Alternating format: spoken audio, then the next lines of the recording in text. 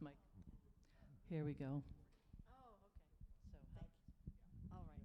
Now you got to go do it all over Okay. again. I'm Susan Gierschig from Ark Bible Chapel. We're very small, 35 people approximately. That includes the children. So everybody needs to be kind of on board in order to get very much done. But we don't want to push really hard and make people feel like they have to do something when they're not quite ready. So how do you get as many people as you can without making somebody feel obligated? thank you. You want to keep passing that? Okay. I'm Lisa Schauer from Bethel Mennonite in Gettysburg, and we have the same situation, extremely small congregation. Some of what Susan just said is some of the reasons why I'm here, but recently I took a leadership role at Bethel as their community life director. So I am going to rely on volunteers even more. I understand the role of a volunteer. I've been a volunteer with different organizations around Gettysburg outside of the church. But how am I going to attract them, especially with limited numbers, like you just said? Milt. Hi, I'm Milt Stolzfus from Friendship Community, which is one of the conference-related ministries, and then I attend Forest Hills Mennonite. And you're asking why I'm here. I walked in here because the other two seminars, I would have walked in and interrupted them. So this was the easiest to just join in.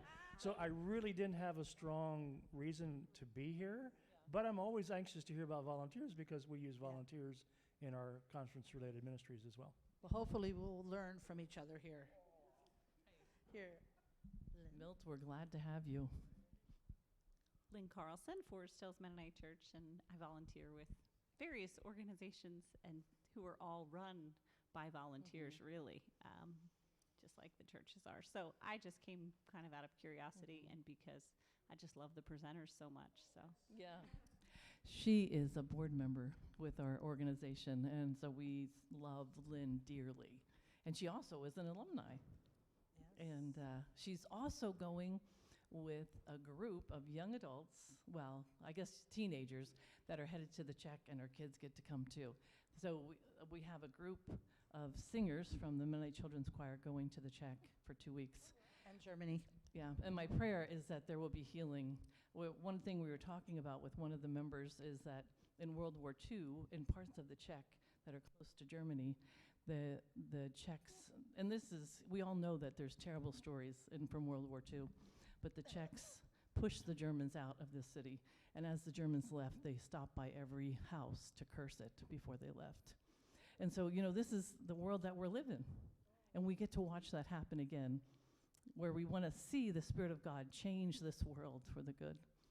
We're going to start with what we consider what is the baseline? Where do you start with volunteering? We're going to center ourselves. That's, to us, would be the first place to start. So if you want, stand up and sing along.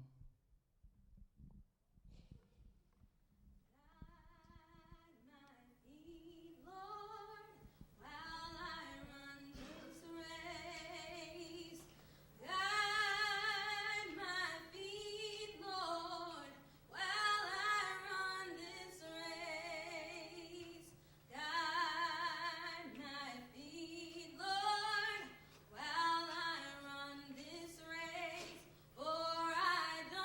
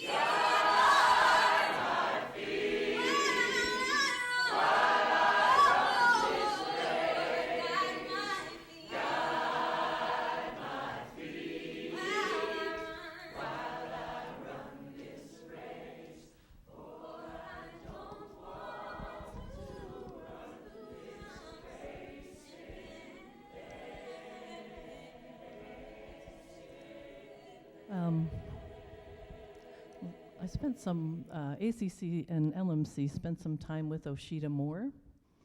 And the one thing that she said, well, she has written in her book that has really hit me, that I also think has implications for how we go about finding volunteers, was she said that with systemic white racism, we don't realize it, but we have the attitude that we're supposed to be comfortable and safe, and we go around with that idea that we should have a life of comfort.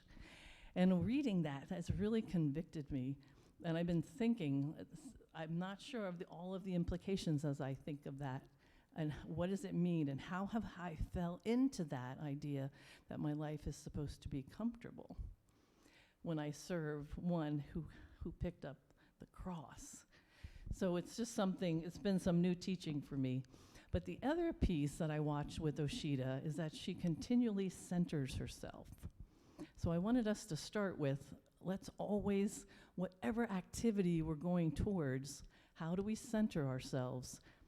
I am God's child, and then go forward in that activity. So Sheri, what we're going to do here is Sheri just has a couple of stories, and then we're going to take the themes from those stories and say, this is what I can do. This is a principle that I can use in my context, in my setting. Sheri, you are passionate about walking with young people. When I first started working with Sheri, I actually went through to see how many people has Sheri worked with, how many young people have gone through and know her. And we counted there was over 1,200 people. And that was in 2016. And Lynn is one of those. So that's like, well, that's pretty cool. But what's more amazing is that she knows all of their names. So that's really important, is that she knows every single one of their names. So think about that. If you're like, I need a volunteer, do you know their name? So Sheri, let's hear 3 of your stories that you come to share today. Yeah, it brought tears to my eyes there, Becky. You'll have to speak into the mic. Can you hear me? Mm-hmm. I said you brought tears to my eyes there, Becky. But I want to say that I think what we share here is not going to be anything new under the sun. You're already doing it. We're just opening the door to share with you some of our experiences. But Milt, I've heard about you for years. Now I finally get to meet you. Good stuff, all good stuff. Yeah, so 21 years with EMM. I remember when I was hired, and who was then my supervisor said, so Sheri, how long are you going to be around? I'm like, till I retire. That's not that far in the future anymore. Back then it looked like way, way, way. But anyway, so yeah, 21 years with EMM and 12 years with MCC and 10,000 villages. So that adds up to, let's see, 33 years. And it's like, oh my word, now I really feel old. 33 years. So we're But looking, anyway. so some of the things that I've asked Sheri are, Sheri, what are the things that are the same, and what are the things that are different? So you have done you have encouraged volunteers for over 3 decades. So what are the things that have stayed the same in those 3 decades? That's a good question. I would say the passion. When I speak with people about their interest in volunteering, either locally or abroad, there's passion there. That stayed the same. And what else do I have written down here? I know that volunteers really like to hear appreciation for what they are doing, who they are and what they're doing. And I remember just this week, one of our local volunteers who comes in 2 mornings a week to sit at the receptionist's desk and do some other projects while she's sitting there. I just had this tremendous feeling of appreciation for her, to the point where I wanted to hug her. And I said, LMA, can I just give you a hug and just show you my appreciation? Well, she welcomed that hug, and it was good. But just showing appreciation in other ways for the passion that they express in volunteering. What are some of the ways that you have connected throughout the years that are the same? Connected over the years. I would say, like, you mean for recruiting volunteers, or yeah? Oh, take them out for coffee or ice cream or tea. They love that. So do I. And I love chocolate fountains. John, you knew I was going to get that in there somewhere. When they were married, John and my dear friend here, Lynn, they had a chocolate fountain, and I always bring it up whenever John's around, and he's like, please stop talking about that chocolate fountain. But anyway, we show our appreciation for our volunteers by blessing them with like a special event every year to show our appreciation. We give them coupons that when they're there, they can put in the coupon and get snacks, whatever they want. Just special events, we recognize them. So let's, Tim, we have a couple of slides here. I just want to show you, these are just really little simple things that we've done that you can see. Yeah, So there's the this, coupon. now obviously it's not the size of that screen. Those are very small things. Yeah. But it's like, you're like, oh, do people like that? They do, and they feel honored when they come and they're helping us out for a couple of hours. And then they can get, first of all, you need to know, you can get a lot of things for $2 in our snack shop. So they can get They get a couple of soda, them. and they can get, M&Ms and Yeah. peanut butter cups and peppermint patty, those kind of things. So you can get a full load of snacks with $2 when you come to volunteer. Another appreciation, let's show the next one, Tim. This one, we actually gave out to our volunteers that were helping. So we support people who go abroad. That's one of the things we do. And in the process, people who go, we all want them to have a team around them. And those teams are people who are volunteering. And so those people have actually, last year, they raised $2.1 million. So again, it's just something small. This is one of our team members had gone out west. He took a picture. He put a little thank you on it and then sent it off to people. And it's like the old-fashioned card in the mail. But many people contacted him and said, hey, thank you for that. I really appreciated that. And then the inside of the card is real simple. You can show that, Tim. And that's just how beautiful on the mountains are those who bring good news, who proclaim peace, who bring good tidings, who proclaim salvation, who say to Zion, your God reigns. That's good news. So. And then we also have a special event every year for the MST. Missionary Support Team is what this group is called. Then you're familiar with MSTs. Yeah. Okay, so let's go into another story. Sure. Or actually tell us, so I'm going to go to you actually. So she told us things that have not changed. Extrapolate it. What were the things that she said that have not changed?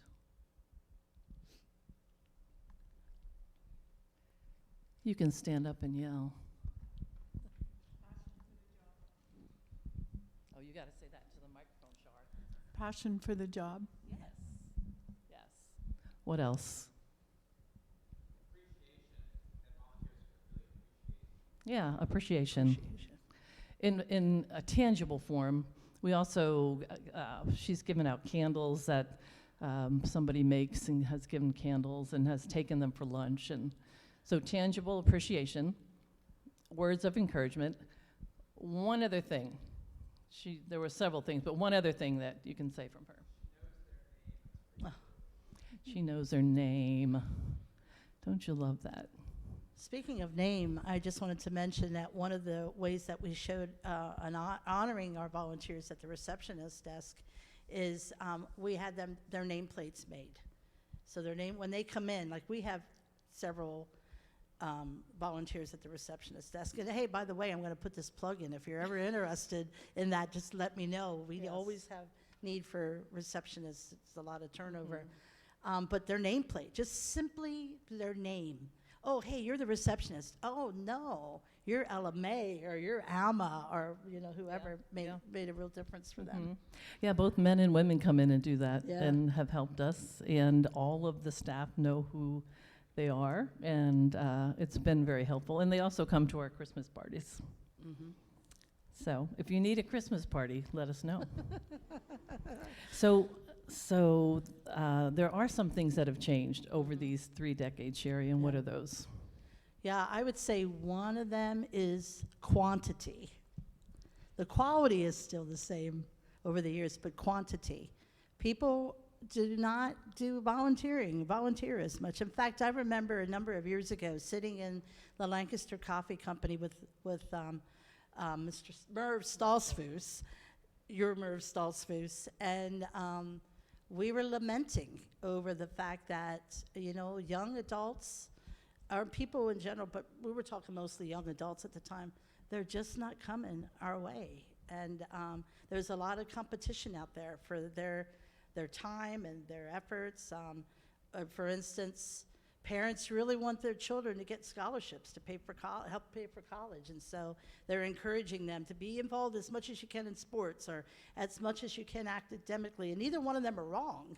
It's just that's the main focus, and they don't have time to think about a gap year volunteering. That has been a huge difference over the years. When I started in my job, there were there were over-the-top people that were volunteering to go into the YES program. In fact, we even had to put a cap on it. We had 40, I remember one year we had like 42 people. Were you at HTC then? And what's that? Yeah. It was a full house, and that was just the one discipleship center. There was others as well, and that's a thing of the past. It's just not happening. Yeah. Yeah, so we've seen this tension, and we encourage young adults. We have started another program to encourage young adults in a way that they can still go to school and also receive training and discipleship training, and also receive time to volunteer with something that they are passionate about. That's right. So we have started that, and we actually started that in COVID. There were kids, I shouldn't call them kids, there were young adults going to college that were really disappointed that they could not go to college, but they would be going to college through Zoom. So through this, it was providing a time where they could have community, and then within the community come up with ways to volunteer.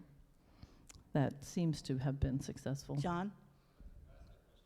Please do.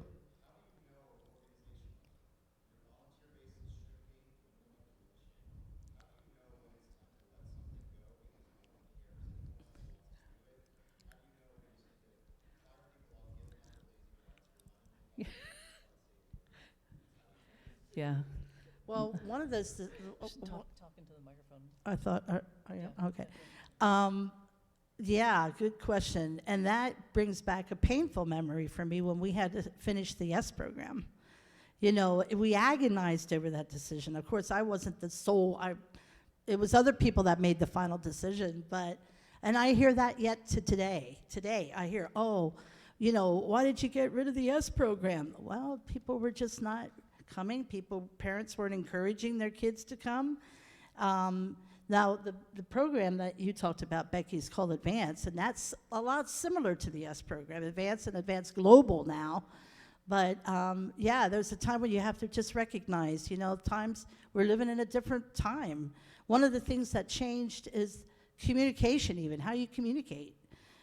We would go for a week long down to EMU and stand there at a booth and connect with people, and that's a thing of the past. That's just not happening anymore.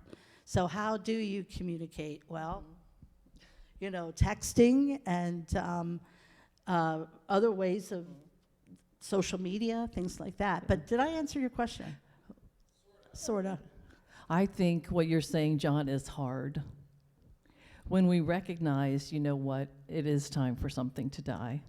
A program can be just as dear as a grandchild. I mean, not a grandchild, a grandparent. Because I'm hoping, I guess it can be like a baby and a child as well. But when I came on, they had already decided that YES they're gonna finish it. And it was obvious for me when I came on and I saw the last participants, I saw some disarray, I was recognizing there needed to be more nurture to that program but it was really hard, and we still hear that it was hard. But I want to answer his question, what are the qualities that tell us when it's time for it to die? And I think number one is there energy around it? What do you think, Sheri? Yeah, yes. But I would like to hear what you have to say Yeah. about that. What, have you experienced the death of a program or something, you know, and how, yeah, Yeah. what do you have to Let's say? let's do that. Yeah. Let's hear what mic? do you Mhm. what do you think is a reason, or maybe you've had to do that with one of your programs at church. What was a sign? Time to die. What's that? Yeah. Yeah, just raise your hand so I know. Becky, that happened with with Mennonite women. Mm. And I think that we just needed time to sit back and reevaluate, look at what's happening in the world around us, meaning what are younger people looking for and not looking for. And someone like me, my age, yeah, I like to gather with women, but the younger women maybe didn't have time for that. So during this evaluation time now, or this time when Mennonite women are lying low, it is a time to look at what older people can be doing for the younger people to encourage them, and how do we encourage them? Yeah. What And do they that's need? scriptural, right? That's scriptural. Yeah. And Shar, you were a very large part of the leadership of that, and you were also recognizing when it was time to say, hey, I remember being with you when you began to ask those questions. Is it time? That's, Mhm. I think we begin to sense, is it time? John? Yeah, I can think of two. One would be in our congregation, but it was also called Mennonite Women, a sewing circle, and that did end. And then what's been interesting is to see that something new is emerging, of people saying, we do actually want to get together and sew. We don't want the structure that we had before. We don't want all those things. We don't want it to be just our church. We want it to be people from our retirement communities who use the space at the church to come together and sew. So there's something new sort of emerging out of that. I think the one we were starting to wrestle with pre-COVID and probably will have to wrestle with again is, you all should cover your ears, Sunday school. And it's not that people don't appreciate the Sunday school program, it's that they don't want to volunteer to lead it. And if you can solve that for me, that's what I want. No, John, when you say cover your ears, I'm one of those that I have to cover my ear. I am a teacher. The Lord has called me to inspire the next generation. And I'm just like, But there's Yeah. something that we do have to pay attention to that, don't we? Yeah, thank you. So back in days gone by, women in preschool programs were going strong, and we pretty much gave that up. At Ridgeview now, our timeout program has become 55 Alive. So we have like 80 people, 60 to 80 people coming out one Tuesday out of the month. They come together for information and fun time together, listen to a speaker, then they have lunch together. And that's been, we had to give up time out, but now we've started something new. So you had to give up time out, and you started something new. My guess is there was a time period before what ended and what began. How much time period did you have for that? Do you know? Oh.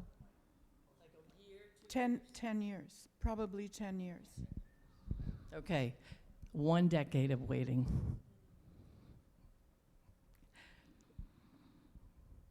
When we look through the scripture, we can see from the Old Testament to the New Testament, we're talking hundreds of years of waiting.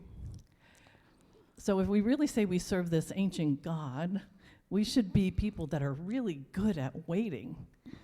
But yeah, thank you. So 1 decade of waiting, and now something is flourishing in its place. Whew. I know. And I would imagine there's a lot of lamenting that happened individually and as a group.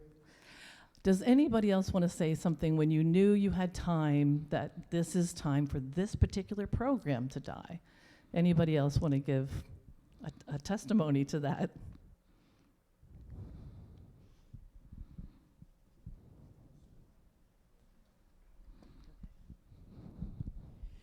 It's been really a fascinating visual for me to watch our young adults. I am at Neffsville Mennonite Church, and my husband Ricky and I have been delighted to be a part of mentoring young adults, men and women, at our church for probably, I would say, 5 years now. So this is a 5-year view. So when we started, we had couples, singles, men and women, probably a group, and of course, and we had a wonderful pastoral person who was heading it up. And we had a spreadsheet, and there were probably 25 active and maybe another 15 or 18. So that was a good number. And then COVID hit. So we were 18 months into it. We had assigned small groups. Everybody was enthused. COVID hit. Everything shut down for probably for us at least a year. As we began to dig our way out, we quickly saw things were changing. Things had changed, people changed, our assumptions were everything was just changing. So fast forward now, we're 4 years later, and the group looks entirely different than it did when we started. But God is so faithful. Great. He is just doing a great work in some of the young adults. So instead of their dependency, which we saw was more heavily on us as mentors, they're emerging as their own leadership. And they're creating something that is more meaningful to them. And right now, the mentors have decided, it's not I feel funny saying death, but the 6 mentors, 3 couples, one already just kind of dropped out, and now the 4 of us decided it's time for us to step down. And this young adult group is taking it on themselves. They're smaller to begin, but you know what I see is there? The passion. I loved your word. I see the passion of them wanting to be together and begin to learn together as a group. So again, when you're stepping down, there's also some pain involved in that to say, okay, this is the right stage. It's no longer, I should not be holding their hands at this point. And they know how to find you and come to your kitchen table, Lynn.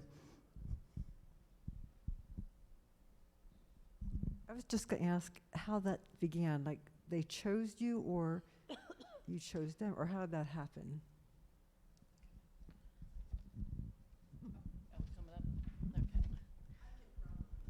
Well, he's taping you.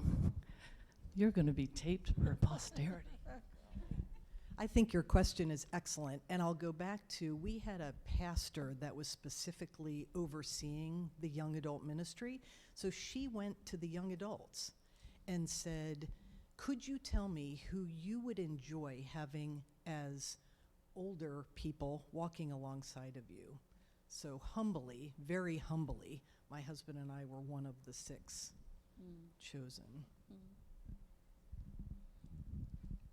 So you heard them, you listened, and you listened well to what they were saying. Yeah. So I'm going to have her share another story. I think let's do one more story, and then we're going to continue to have conversation around here. Right. See which one I want to pick here. So one of the questions you had asked me before is, how have I recruited over the years? And I mentioned something about what's not working anymore, like going and standing at a display on a college campus. It's just not happening anymore.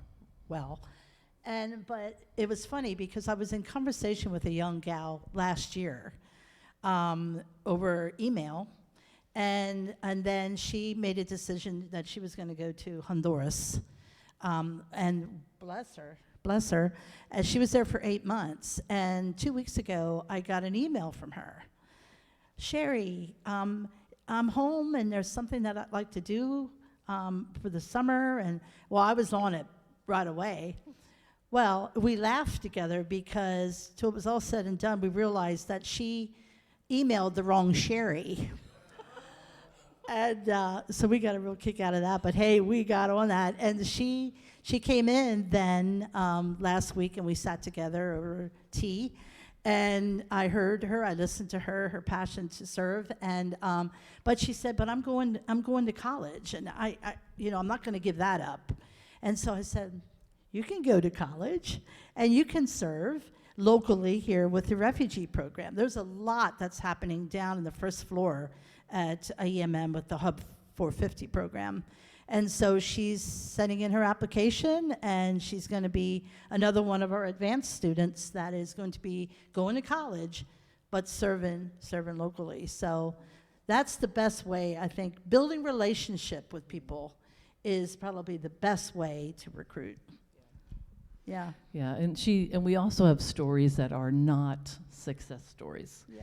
And just give a little snippet Okay. of a story that happened Sure. 2 years ago. So last year or 2 years ago, I guess it was 2 years ago now, Kay, I'm using a pseudonym, Kay, helped at the 450 project out of a need for her to do some community service from some bad decisions that she made.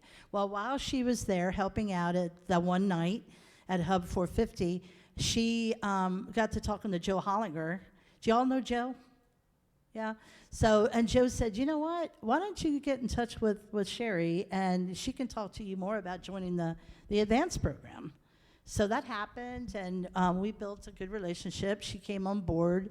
She did 1 week of orientation with the rest of the Hub participants over at the MCC Welcoming Place. It was like a greenhouse for her being there at the Welcoming Place.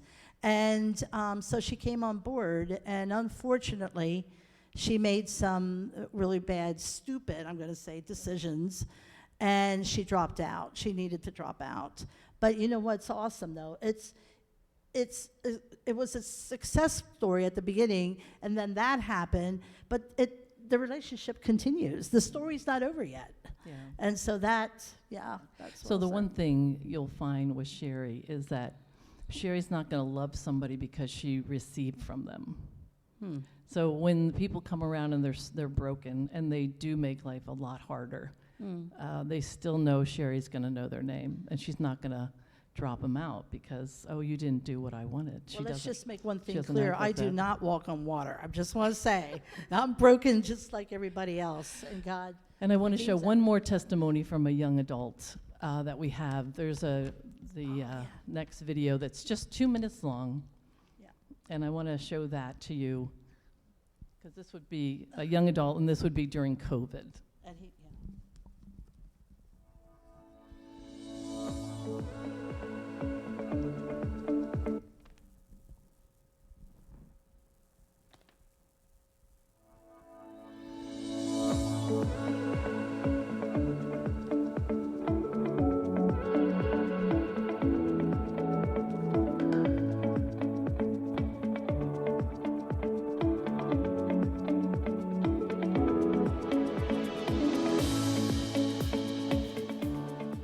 When I left high school, I was kind of at a spot where I was like done with organized religion.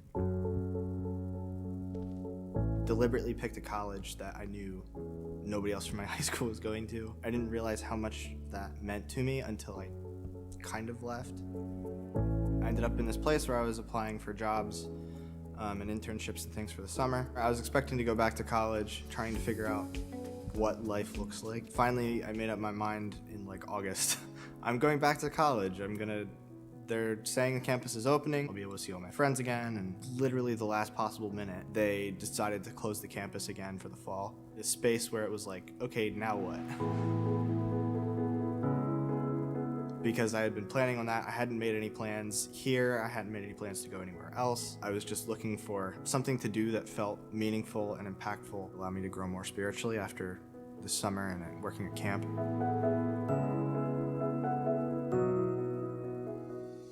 Found out from advance from my dad, he got an email. It fit into a space literally in my schedule, and spiritually where I was at allows me to really feel like I have an impact on the Lancaster area, the community here. We had a week of discipleship training, testimony time to different spiritual practices. My favorite part of the training week was when Akia from Capital Christian Fellowship down in DC talked to our group about the work that they're doing there. They're really focused on building relationships with people and that's how they witness. They're actually following Jesus and getting people to do that with them. We're working with River's Edge Fellowship, ESL class that they do. Getting to work with them and things has been really cool. I'm majoring in television radio, and so I'm helping Christian-Muslim relations team with a few video projects that they're working on. Advance is a really great opportunity to get involved. Here in the States, there's a need for ministry and a need for people to hear the good news about Jesus. Being able to do that here is something that is a really cool experience.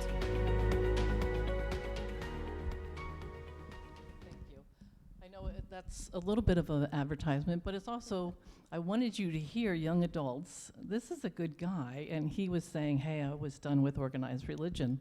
Another lesson as we think about what is going to really bring this next generation to passion of following Jesus. What are the qualities that we really need that are more than just a church building? There's something else. There's something else. So I have some handouts here. What I'd like you to do, we're going to ask some of these questions.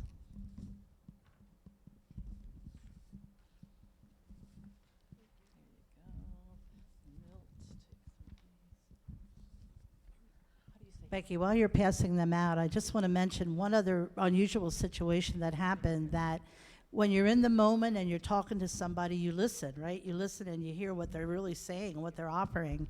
And several months ago now, we have a program, or not a program, it's not a program. Youth groups come to, we call it a night at 4:50, a night at 4:50. And they come in the office in the evening in the youth group, and they learn some things about the world and workers around the world and so forth. And there, one night there was a gentleman that was there that was there with his son, and he's a Spanish teacher at my alma mater, Mannheim Central. And he said, you know, my wife and I would really like to be able to help in some way, shape or form, but we don't know what it is. But I heard him say, in part of our conversation, he loves Spanish, and he loves his Spanish students. And so we needed some translation done from English to Spanish with some of our documents. And he said he would like to take that need, take it to his class at Mannheim Central, and have them do that translation for us as part of their classroom work. And so now, isn't that cool? And so just this week, I took pizzas for their supper one night as a way of showing an appreciation. And he said, hey, in the fall, make sure you connect with us again, because we want to do some more translation for you. And so it's all about paying attention to the moment that you're in, hearing what the person is saying their desire is to do, whatever that looks like. Thank you, Sheri. Yes. Yeah, public school. Oh, yes, they did help. Yeah, Mannheim Central. Because the teacher that was there at 4:50, night at 4:50, he's the teacher of the Spanish class, and so they did the translation work for us and got credit for the work that they were doing in the class. I just think that is just they were so helping. cool. Basically, they're helping a nonprofit. Yeah. They created the technical. Yeah. They helped our technical, all the places where we have all these rooms that people can rent, and it's actually was an instruction manual for how to run the tech in the room. So we wanted it translated into Spanish. So we didn't preach Jesus to them, you know what I'm saying? But we Nate definitely connected does. with their passion, and yeah. Yeah, thank you. Yeah. And so let's look here. And I also want to be giving away a T-shirt. And I'm thinking, what should be the quality of why we give away the T-shirt? We have an extra large and we have a small that we need to give away today. Okay? So maybe we'll do something with who would fit a small T-shirt and who would fit an extra large or something. So Sheri, you're going to need to figure out how to give these T-shirts away. Okay. So we talked about earlier what principles you gleaned from some of her stories. And then she added a few more stories. So can you think of some more principles from what Sheri has said today?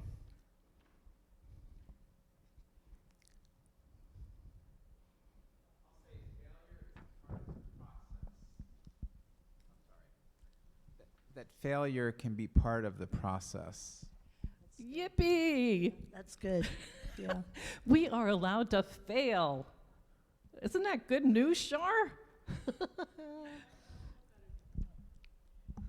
And I think we forget that baby steps all added together make a big step. So if you look at those steps going up front on the platform there, if you just think, I just have to get to the first step. I don't have to see the whole stairway. Just give me the first step. That's good. Good word. Thank you, Shar. When I was thinking about this, I was thinking about the story when, in the Old Testament, when the father wanted a bride for his son, and the journey that came about with the process to find Rebecca. And I was thinking, sometimes that is a volunteer. It feels like that with a volunteer. Are we listening? Are we listening? What is the Spirit saying when we sit down and say, okay, God, I'm your child. Who can I talk to about this opportunity? Who could I talk to? What else do we learn from Sheri? Volunteers are people who need to be known, loved, and appreciated. I love it Thank that that there's a discernment. What is it called here? Discernment committee here. Lindell Thiessen came and said that she was on the gift discernment. And I'm thinking, that is rich. That is good. Pay attention to your gift discernments within your settings. What else? I think the importance of maintaining contact with those who move on or move out, like, it's not the end of the story. It's not the end of the story. So think about who are your contact lists. And I really mean put them in your phone as your contacts. Have them in your contacts.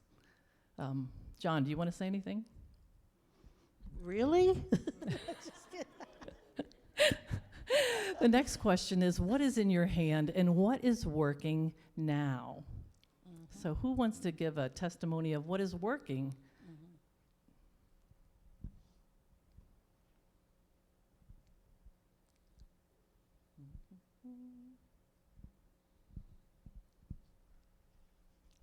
You're going to have to get the T-shirt. You have to ask. And I work with puppets and kids at our church, and it's when if I'm quiet and don't ask and extend invitations for them to come along and to experiment and try something out, I definitely will not have volunteers. But I have to be willing to ask, and you also have to be willing to receive the no, that they're not interested, and not shake the dust off your feet. You need to just say in God's time. But I think asking is so important. I don't think we do that sufficiently. I like that. Sheri, what is a good way to ask? What is a good way to ask? Yeah, to ask for a volunteer. How do we do it? Oh, I would just say, tell me, what are you passionate about? How can we serve together? How can we walk together in our journey? Okay, thank you. Yeah. And then also, I've added an online gift test. It's just gifttest.com. You could go through that and perhaps do it with a group of people or yourselves and find out, what are my gifts? Even no matter what age we are, we can still be reminded or learn anew that we have this gift. How is your congregation investing and sharing its power with the next generation? I heard that in Lynn's story when she said they're giving over the baton of leadership to the young adults to lead theirself. And who in your congregation are the natural connectors and mobilizers? Is anybody coming to your mind as we ask that?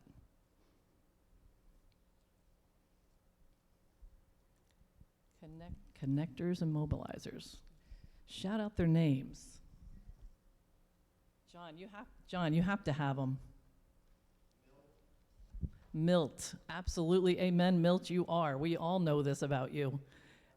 We've been watching you for decades.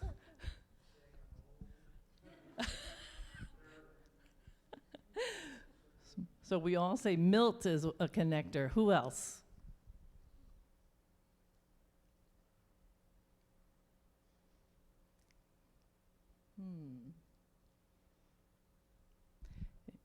In our congregation, Lynn, do you have an idea of who you would say?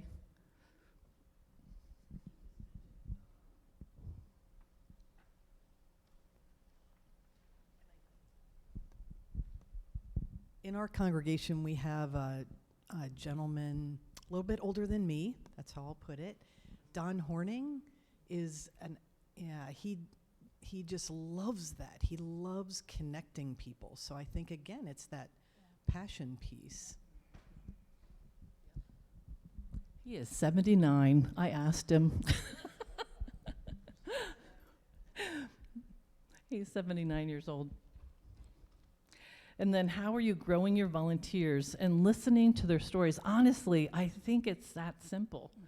Is saying, hey, let's sit down and have coffee together. Or hey, and then ask them, where do you want me to meet you?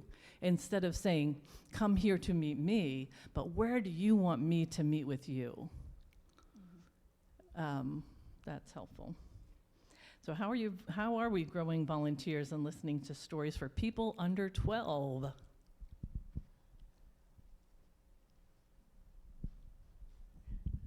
I remember very distinctly when my daughter started taking guitar lessons, and she knew very well about 3 chords.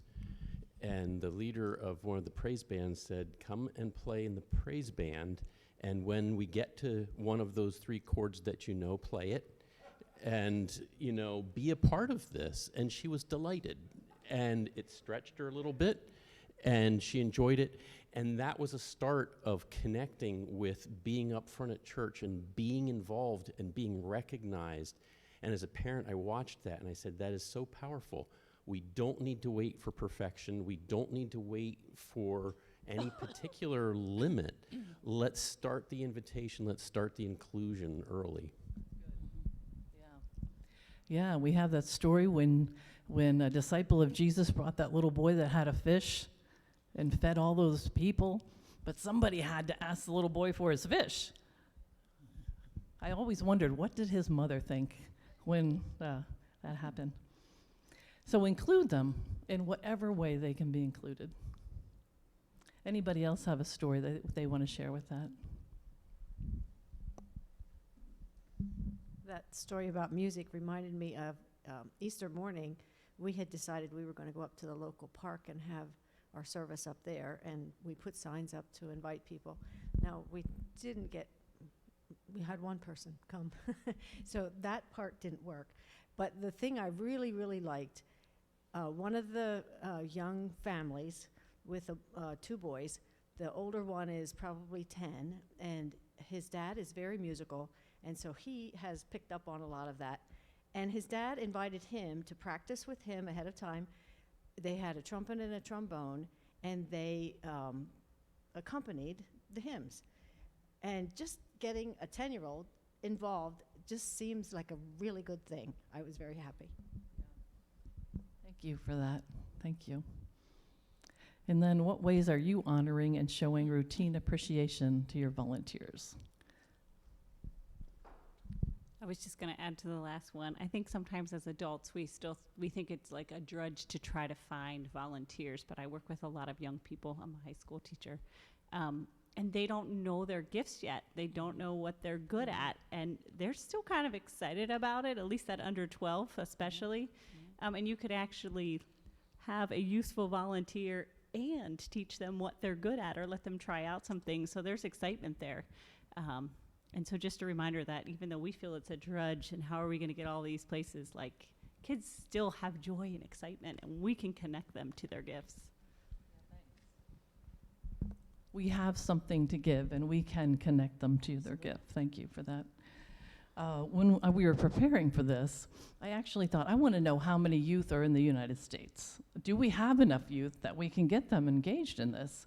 Just guess how many youth we have in the U.S. Take a guess. Yell it out. From 1 to 18, how many youth do you think are in the United States? How many? 80 million. That is very close. 74 million young people from 1 to 18. Can you believe it? It's on the census. So I was like, wow, that is a great number of people that we can be involved with and engaged with. Oh, you found the fact, thank you. So I do want to pause and say a prayer for those 74 million kids. Yes.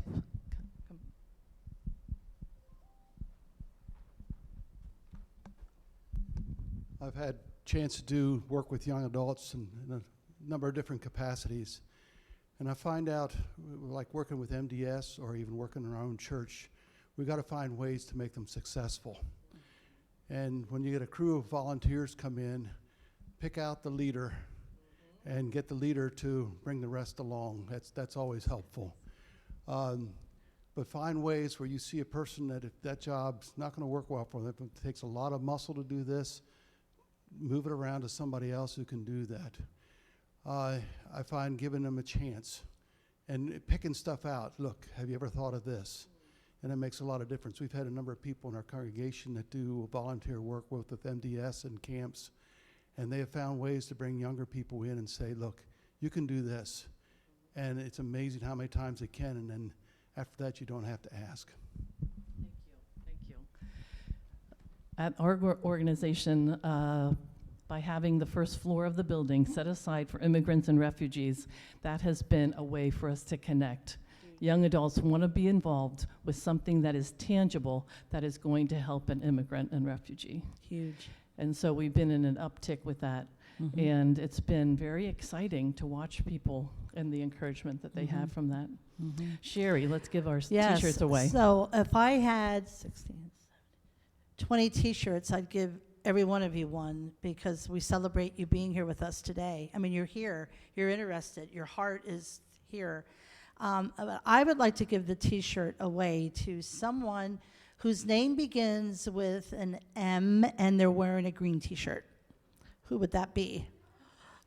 There you go, buddy. And the gentleman back there that asked all those questions that you mentioned, you should get a t-shirt. Please give him one. And anybody else that is really dying for one of our t-shirts, just see me and I will bring you one. Wherever you are, I will bring you a t-shirt. What's that? I cannot read everything on the shirt. The back I can read, but not everything in the language is love in different languages. Yeah, the front. it is love in different languages. And one time we were at a global fair over at Hans Her, and I was wearing that t-shirt. Yeah, I remember and this. a young man, heavily tattooed, the one that has the teardrops on his eyes, and he came up to me, he's like, man, that's a cool t-shirt, how can I get it? I said, well, yeah, it is cool, love in every language. And love in many language is a really cool thing. Tell me when you experience love. And he said to me, you know what? My life has been really hard. And I am just beginning now to experience love. There's a group of people here that are going to play in a band, and they have allowed me to be with them and to be near them. And I am beginning to experience love from these people. So we went to the table, and there was Sheri. And you would think she would give me a free t-shirt. And she's like, no, these are for volunteers. And I looked at her, I'm like, Sheri, Justin here is just beginning to experience love. And she's like, oh, take it, take it, take it. She hands it to me. And I'm like, Justin, before I give you the t-shirt, I really want to pray for you. What do you want me to pray about? He's like, I want a friend. So this man who's heavily tattooed and rather scary looking, I took him aside, laid hands on him, and prayed that God would give him a friend. At the time that I'm talking to him, Sheri is talking to a woman who looks like she's incredulous and in disbelief. Why don't you tell them what happened to you as I was sharing with them? So she said to me as Becky's talking to him, what? That guy, he's a mess. He stands on one of the street corners in Lancaster City and does whatever all he does. And she said, I cannot believe that he's here in this space at Hans Her house. And she said, bless Becky for praying with him. Yes, but there was something that was happening that was giving transformation. Yeah. And that's the wider story of what we want to see happen with Volunteer, is that there is a God that has created us and has created us to be kind and to do love towards one another and to show that justice. Yeah. Right. Sheri, do you have I the do. appreciation? We're going to end with this. This is a note, too, that Sheri had given to all of the volunteers in the last year. So it's up on the screen if you can see it and want to read with me, but it's dedicated hearts. Dedicated hearts like yours are not easy to find. It takes a special person to be so generous and kind. To care so much for your fellow man is a quality all too rare, yet you give of your time and talents for all in need to share. So thank you for being a volunteer. We're privileged to work with you. We want you to know how appreciated you are, not just today, but the whole year through. And we want to thank you for coming, and if you need a T-shirt, she will come to your house and give you one. As long as the coffee's on, I'll be there. Thanks.